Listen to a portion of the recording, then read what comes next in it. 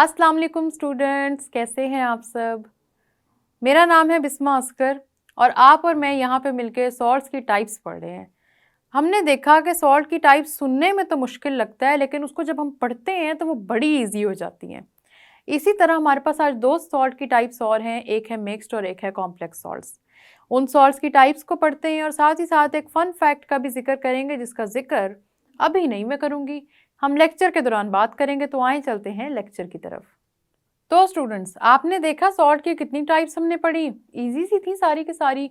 Neutral salts थे, उसके बाद हमारे पास एसिडिक थे, बेसिक थे और डबल सॉल्ट्स थे। ये चार टाइप्स अभी तक हम पढ़ चुके हैं, जिसमें से कि न्यूट्रल में भी न्यूट्रल कैरेक्टरिस्टिक्स हैं और साथ ही साथ डबल सॉल्ट्स में भी।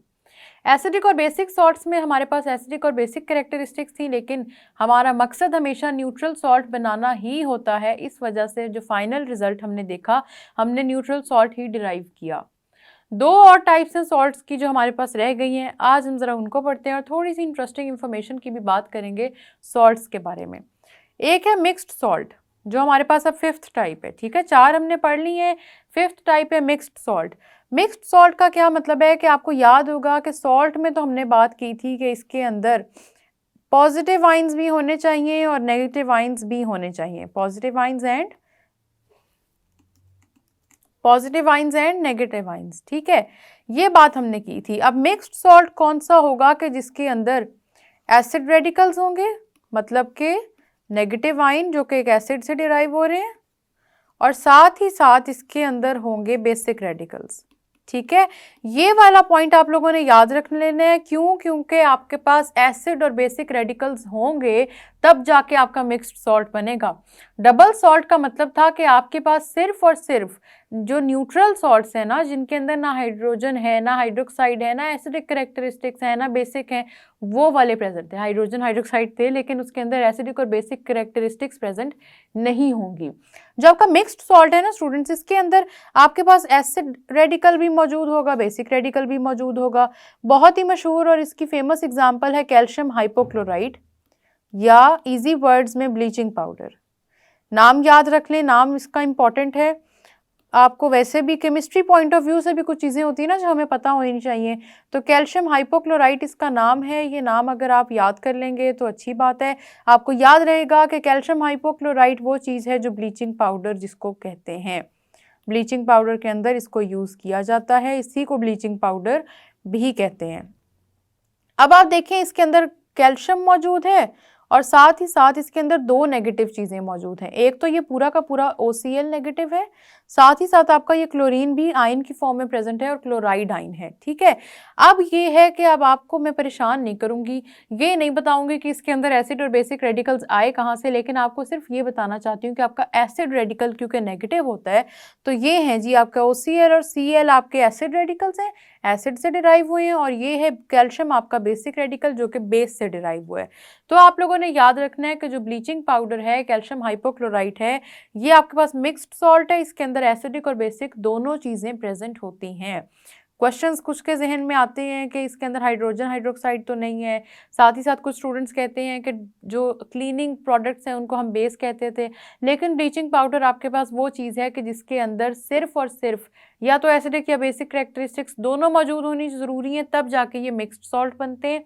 मिक्स्ड सॉल्ट के लिए एसिडिक भी होना ज़रूरी है, बेसिक भी। अगर ये दोनों नहीं होंगी तो फिर तो स्टूडेंट्स ये आपका सिंपल सा या एसिडिक सॉल्ट होगा या बेसिक, लेकिन ये ऐसे नहीं होता। इसके अंदर दोनों प्रॉपर्टीज़ मौजूद हैं। ये बात आप लोगों ने याद रखनी है कि इसके अंदर कौन सी प्रॉपर्टीज़ मौजूद हैं। इसके अंदर एसिड प्रॉपर्टीज़ भी मौजूद हैं और साथ ही साथ इसके अंदर बेसिक प्रॉपर्टीज़ भी मौजूद हैं। नेक्स्ट सॉल्ट जिसकी हम बात करने लगे हैं वो है कॉम्प्लेक्स सॉल्ट। नाम से ही पता लग रहा है कॉम्प्लेक्स सा सॉल्ट होगा, इतनी कोई आसान चीज़ तो ये होगा नहीं। कॉम्प्लेक्स सॉल्ट स्टूडेंट्स आपके पास क्या होते हैं? कॉम्प्लेक्स सॉल्ट्स में क्या होता है कि दो तरह के कॉम्बिनेशंस आप लोगों ने याद रखने हैं। सबसे पहली बात तो सॉल्ट फॉर्मेशन में आप सबको पता है कि होता है कैटाइन और एनाइन। अब जब आपका कॉम्प्लेक्स सॉल्ट बनेगा ना, वो इस तरह से बनेगा कि या तो आपके पास, गौर से सुनिएगा ये बात, सिंपल कैटाइन होगा और कॉम्प्लेक्स एनाइन होगा। ठीक है, कॉम्प्लेक्स एनाइन। कॉम्प्लेक्स एनाइन का मतलब है कि बहुत ही ज़्यादा एलिमेंट्स जुड़े होंगे और जो इकट्ठे एक नेगेटिव पार्ट बना रहे होंगे जिसको हम कॉम्प्लेक्स कहते हैं। उसको रिप्रेजेंट कैसे करेंगे वो भी हम बात करते हैं। ये है आपकी एक टाइप कॉम्प्लेक्स सॉल्ट्स की, ठीक है। कॉम्प्लेक्स सॉल्ट्स एक इस तरह से बनते हैं। दूसरी टाइप क्या हो जाएगी आपके पास कि या तो आपके पास कैटाइन अब कॉम्प्लेक्स हो जाएगा, कॉम्प्लेक्स कैटाइन, और एनाइन आपके पास हो जाएगा सिंपल, सिंपल एनाइन।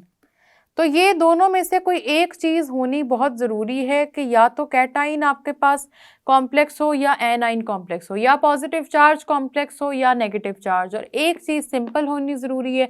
सिंपल का मतलब है कि कोई भी मेटल हो सकता है, कोई भी आपके हेलोजेंस में से हो सकता है, जो आपका 17th ग्रुप है उसमें से कोई भी एलिमेंट हो सकता है। एग्जाम्पल से इसको समझते हैं। जो आपके पास सिंपल सी एग्जाम्पल है जिसमें हम इन दोनों तरह के आइंस को देखेंगे वो है पोटेशियम। यहाँ पे मैं आपको लिख के दिखाती हूँ। वो है आपके पास पोटेशियम फेरोसाइनाइड। पोटेशियम, पोटेशियम क्या है, अब आपका मेटल है और ये आपके पास सिंपल कैटाइन के तौर पे एक्ट करेगा। पोटेशियम फेरोसाइनाइड, पोटेशियम फेरोसाइनाइड का अब हम देख लेते हैं कि फॉर्मूला क्या है। पोटेशियम आपके पास सिंपली है, पोटेशियम मेटल है, पॉजिटिव आइन है, तो आपने देखा कि कैटाइन आपका हो गया बहुत ही सिंपल। जो एनाइन है ना, ये फेरोसायनाइड, ये पूरा का पूरा आपका एनाइन है और ये कॉम्प्लेक्स है। इसका फॉर्मूला कुछ ये है, Fe साइनाइड 6, और इसके पूरे के ऊपर चार्ज आ रहा होता है -4 का, ठीक है। ये है आपका कॉम्प्लेक्स एनाइन। तो देखा आपने हमने किस तरह से इस बात को आगे कर लिया कि आपके पास होगा सिंपल कैटाइन, सिंपल कैटाइन है जी, और यहाँ पे हमारे पास कॉम्प्लेक्स एनाइन है।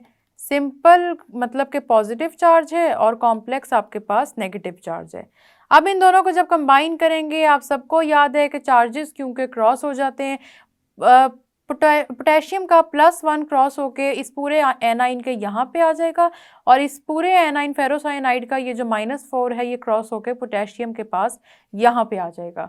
तो फाइनली इसको लिखते हैं कि ये बनता किस तरह से। आपका पोटेशियम फेरोसाइनाइड इस तरह से होगा K4, और साथ आपने ये कॉम्प्लेक्स ब्रैकेट लगानी है। ये वाली ब्रैकेट स्टूडेंट्स हम तब जब भी यूज़ करते हैं, ये तब यूज़ की जाती हैं जब आपके पास कोई ना कोई एनाइन या कैटाइन या कोई भी पार्ट ऐसा होता है जो कॉम्प्लेक्स होता है। कॉम्प्लेक्स का मतलब उसके अंदर काफ़ी ज़्यादा ही और तरह के मौजूद हैं एलिमेंट्स जो मिल के एक प्रॉपर रेडिकल आयन बना रहे हैं, इकट्ठे हैं एलिमेंट्स, और उनके ऊपर फिर एक अलग से आयन बनता है, ठीक है, चार्ज बनता है। तो अब आपने क्या करना है, जितना ये एनाइन पड़ा है ना फेरोसाइनाइड, इसको सारे को इधर अंदर लिखते हैं। आयरन आ गया, फिर आपका साइनाइड आ गया, और साथ साइनाइड के साथ 6, और साथ ही साथ यहाँ पे आपकी कॉम्प्लेक्स ब्रैकेट खत्म। ब्रैकेट के बाहर कोई नंबर नहीं होगा क्योंकि पोटेशियम का चार्ज ही 1 होता है, तो हम इसलिए यहाँ पे कोई नंबर नहीं लिख सकते, ठीक है। तो आपके पास यहाँ पे कोई नंबर नहीं होगा। पोटेशियम के साथ 4 आ जाएगा क्योंकि ये वाला जो 4 है फेरोसायनाइड का, फेरो का मतलब है आयरन, आयरन से निकला है फेरो, फेरिक आयरन का नाम है ना, फेरो निकला है आयरन से, और सायनाइड का मतलब है ये जो CN इकट्ठा आपके पास प्रेजेंट है ये। तो ये दोनों चीज़ें जब मिलेंगी पोटेशियम के साथ, आपके पास ये कॉम्प्लेक्स सॉल्ट बन गया है। ये भी सॉल्ट, इसके अंदर भी देख लें पोटेशियम आपके पास पॉजिटिव है, और जो आपके पास फेरोसाइनाइड है ये आपके पास नेगेटिव है, लेकिन क्योंकि चार्जेस इनके इक्वल हो जाएंगे, पोटेशियम का वैसे तो फेरोसाइनाइड का चार्ज है -4, लेकिन पोटेशियम का +1 होता है, लेकिन क्योंकि 4 पोटेशियम निकलेंगे जब आप इसको डिसोसिएट करवाएंगे, तो ये 4 निकलने की वजह से +4 और -4 कैंसिल आउट हो जाएंगे, और आपके पास जो रिजल्टेंट आ जाएगा वो होगा 0, और 0 होने की वजह से जो सॉल्ट बन गया वो है न्यूट्रल। तो आप लोगों ने पोटेशियम फेरोसाइनाइड को याद रखना है। पोटेशियम मेटल है, सिंपल सा है, सिंपल कैटाइन बन जाएगा।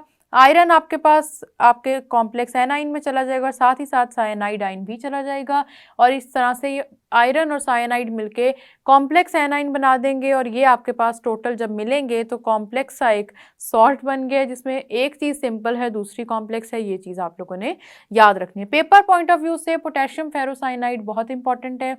अब इस पे शॉर्ट क्वेश्चन तो जाहिर सी बात है नहीं बन सकता, लेकिन पेपर पॉइंट ऑफ व्यू से आपके लिए इस पे एक MCQ ज़रूर बन सकता है। या तो ये कहा होगा कि पोटेशियम फेरोसाइनाइड का नाम दिया होगा और आपने उसके स्ट्रक्चर को आइडेंटिफाई करना होगा। स्ट्रक्चर आप देख लें, ये है सारा, पोटेशियम के साथ 4 लिख देना है, आयरन और साइनाइड अंदर अटैच करके नंबर्स याद रख लें कौन कौन से लिखे हुए हैं। साइनाइड की ब्रैकेट के साथ 6 है और पोटेशियम के साथ 4 है। जब आपके पास पेपर में आएगा ना तो इसके ऊपर ये चार्जेस नहीं होंगे, पेपर में ये सिर्फ इस तरह से लिखा होगा, ठीक है, पेपर में ये सिर्फ इतना होगा। तो इस हिसाब से ही आपने इसको याद करना है। साथ ही साथ आपसे ये भी पूछा जा सकता है कि जो आपके पास फेरोसाइनाइड है वो कौन सा एनाइन है, कॉम्प्लेक्स है या सिंपल है। ये भी पूछा जा सकता है which of the following is a complex A9. Complex A9 का मतलब होगा 3 ऐसे ऑप्शंस होंगे जिनके अंदर सिंपल एनाइंस होंगे, कोई भी एक। जिस तरह आपके पास ये जो क्लोरीन है ये सिंपल एनाइन है, इसके ऊपर माइनस का चार्ज है, सिंपल एनाइन है। सिंपल एनाइन का मतलब है, या सिंपल कैटाइन का मतलब है कि सिर्फ एक एलिमेंट मौजूद होगा। कॉम्प्लेक्स का मतलब है उसमें एक से ज़्यादा एलिमेंट्स मौजूद होंगे, ठीक है। तो इस तरह आप लोगों ने याद रख लेना है, इस तरह ही पेपर में पूछा जाएगा। ये हमने सारे सॉल्ट की टाइप्स पढ़ ली और सॉल्ट की टाइप्स आप सबको अब याद हो चुकी होंगी, मुश्किल नहीं है, बहुत ही आसान है। इन्हीं सॉल्ट की टाइप्स पे आपसे पेपर में पूछा जाएगा। और पोटेशियम फेरोसाइनाइड तो बहुत ही इंपॉर्टेंट है, इसमें एमसीक्यू आ जाता है और लाजमी आ जाता है, इसको नहीं भूलना। अब थोड़ी सी इंटरेस्टिंग इन्फॉर्मेशन की बात कर लेते हैं जिसके बारे में मैंने आपको बताया भी था। इंटरेस्टिंग इन्फॉर्मेशन में स्टूडेंट्स ये है हमारे पास आज के, आपकी बॉडी में 3 ऐसी चीजें हैं जिनका सॉल्टी टेस्ट है। सबसे पहले तो आ जाता है सलाइवा,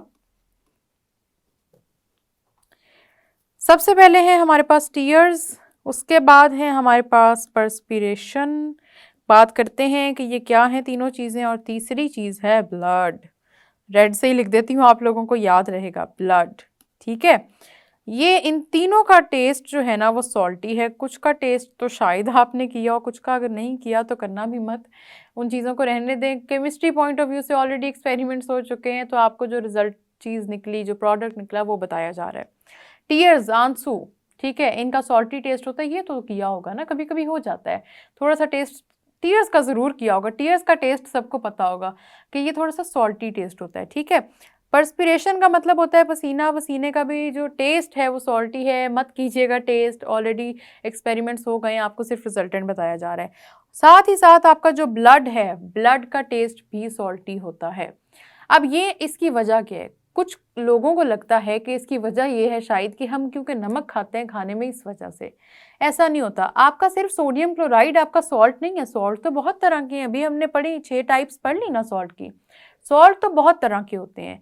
यही रीज़न है कि आपके पास ये जो, अगर ये 3 चीज़ें ना, खाने में जो सोडियम क्लोराइड यूज़ हो रहा है, टेबल सॉल्ट, उसकी बात नहीं हो रही, उसकी वजह से इनका टेस्ट नहीं है।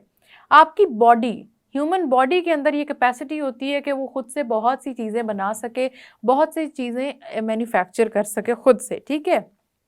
आपकी बॉडी के अंदर स्टूडेंट्स सॉल्ट्स की प्रोडक्शन होती है, सॉल्ट्स की मैन्युफैक्चरिंग होती है, जिस वजह से क्या होता है, आपके टीयर्स में सॉल्टी टेस्ट होता है, आपकी पर्सपिरेशन, पसीने में सॉल्टी टेस्ट होता है, साथ ही साथ ब्लड में भी सॉल्टी टेस्ट होता है।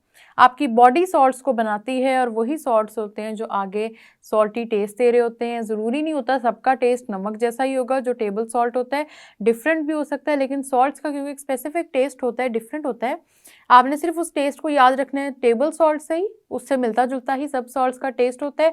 तो ये जो तीनों हैं ये सॉल्टी होते हैं। टेस्ट के अलावा इनमें इनकी जो कैरेक्टरिस्टिक्स होती है उसमें भी देखा गया कि सॉल्ट प्रेजेंट होता है।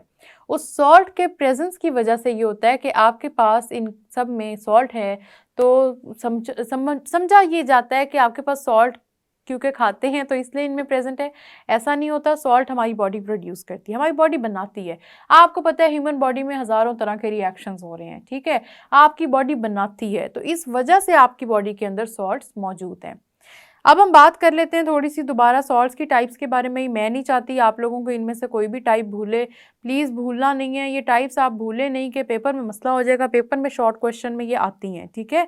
थोड़ा सा हम इन सॉल्ट की टाइप्स को पढ़ लेते हैं। याद रखना है आप लोगों ने, हमारे पास सॉल्ट की सबसे पहली टाइप है नॉर्मल या न्यूट्रल सॉल्ट्स।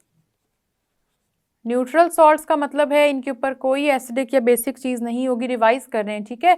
दूसरी टाइप है हमारे पास एसिडिक सॉल्ट्स। एसिडिक का मतलब इनके अंदर कोई ना कोई एसिडिक कैरेक्टरिस्टिक होगी। फिर है बेसिक सॉल्ट। बेसिक सॉल्ट के बाद हमारे पास आते हैं डबल सॉल्ट्स। डबल सॉल्ट कैसे बनते हैं?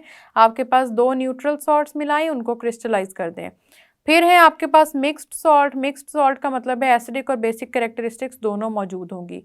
And lastly we have complex salt, जो कि ना एसिडिक पे डिपेंड करता है ना बेसिक पे डिपेंड करता है। वो डिपेंड करता है कि आपके पास कैटाइन और एनाइन किस तरह के प्रेजेंट है। तो न्यूट्रल का मतलब है कि कोई भी आपके पास एसिडिक या बेसिक कैरेक्टरिस्टिक नहीं है, ये न्यूट्रल है। They will not change the colour of litmus, ठीक है, change the colour of litmus. Acidic salts हैं, ये क्या करेंगे, ये ब्लू लिटमस को रेड में कन्वर्ट कर देंगे। बेसिक सॉल्ट्स क्या करेंगे, ये रेड लिटमस को ब्लू में कन्वर्ट कर देंगे। याद हो रहा है ना। डबल सॉल्ट्स का मतलब है टू नॉर्मल या neutral salts combined together and crystallised. Mixed salts का मतलब है कि एसिडिक और बेसिक दोनों ही इसके अंदर प्रेजेंट होंगे। और कॉम्प्लेक्स का मतलब है कि एनाइन या कैटाइन में से कोई एक आपके पास इनमें से सिंपल होगा और एक होगा कॉम्प्लेक्स। ये सारी चीज़ें याद हो रही हैं, ये इसी तरह से आपने याद रखनी। ये इनका ब्लूप्रिंट है जो मैंने आपके सामने लिख दिया है, इसी से याद रखनी है, क्योंकि जब पेपर में इन पे क्वेश्चन आएगा तो यही इनकी मेन डेफिनेशन है, यहीं से मेन डेफिनेशन बनेगी, फिर आगे आ जाएंगी इनके एग्जाम्पल्स। एग्जाम्पल्स नहीं भूलनी, एग्जाम्पल्स को याद रखना है, एग्जाम्पल्स में पेपर में क्वेश्चन आ जाता है। अगर आपसे सिर्फ और सिर्फ इनमें से किसी टाइप का भी पूछ लिया जाएगा ना, तो भी एग्जाम्पल्स लिखनी है, क्योंकि आपका क्वेश्चन हमेशा कंप्लीट तभी होता है जब उसके अंदर आप सारी की सारी टाइप्स का जिक्र लाजमी करते हैं। तो आपने क्या करना है, सारी की सारी टाइप्स का जिक्र इसमें कर लेना है और उसके बाद आपका जो क्वेश्चन है वो हो जाएगा कंप्लीट। तो ये बात आप लोगों को समझ आई। ये 6 सॉल्ट्स हैं, इजी है, इनको याद रखना मुश्किल नहीं है, सिर्फ आप लोगों ने उन रिएक्शंस को याद रख लेना है। दूसरी इंपॉर्टेंट चीज़ ये, हमने जो 4 टाइप्स पढ़ी सब में हमने न्यूट्रलाइजेशन रिएक्शन को जिक्र किया। वो क्या होता है उसकी भी थोड़ी डिटेल में जाएंगे, एक पूरा लेक्चर हम उस पर भी बात करेंगे।